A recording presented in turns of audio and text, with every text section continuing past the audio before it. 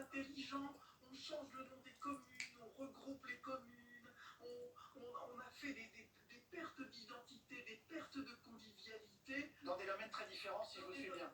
Oui, dans des domaines très différents. Moi, je l'ai observé dans la circonscription que j'ai eu l'honneur de représenter pendant 25 ans. Tout d'un coup, on débaptise des communes, on les regroupe. Il y a des communes qui n'ont plus d'élus, parce que quand on met des élus... Ouais, on leur a changé leur pays sans leur demander leur avis. On a changé leur pays. Il n'y a pas un immigré. On leur change leur pays.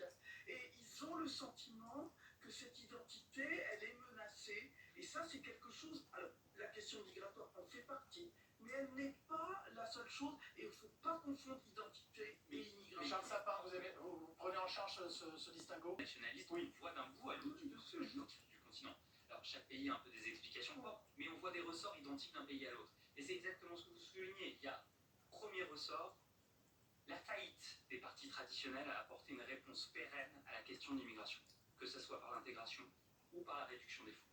Il y a cette question d'une partie de la société européenne qui se sent en fait héritière d'un mode de vie. C'est pour ça que même j'irai plus loin que l'identité, c'est un mode de vie.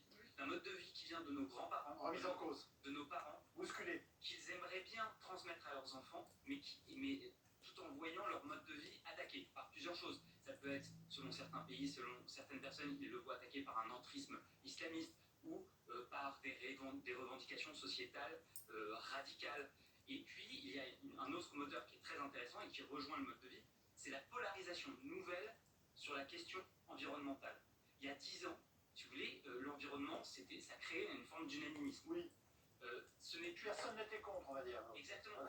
Sauf qu'aujourd'hui, ça a changé. Pourquoi? Parce que si tout le monde veut préserver l'environnement, personne aujourd'hui ne veut faire partie de ceux sur qui va reposer les sacrifices nécessaires à la préservation de cet environnement. C'est ce qu'on a vu, c'était pas il y a si longtemps, c'était en janvier dernier, avec ces manifestations de tracteurs qui sont partis des Pays-Bas, qui ont contaminé l'Allemagne, la France, un peu partout. Et les 80 km.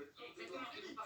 Et vous parliez des communes avec ces noms de communes qui ont été renversés, on est exactement là-dedans. Et on voit tout ça en France, avec un ressort qui est très particulier à la France, qui est l'antimacronisme, qui fait que le RN, comme vous l'avez dit, atteint 10 500 000 voix au premier tour d'une législative. C'est inédit. Il faut dire juste que c'est un score qui est supérieur au nombre de voix enregistrées par Emmanuel Macron au premier tour de la présidentielle de 2017. Il faut se rendre compte de cette rupture. Amandine Atalaya, est-ce que ce sont surtout des Français qui finalement ne se sentent pas écoutés par le pouvoir, qui votent pour le RN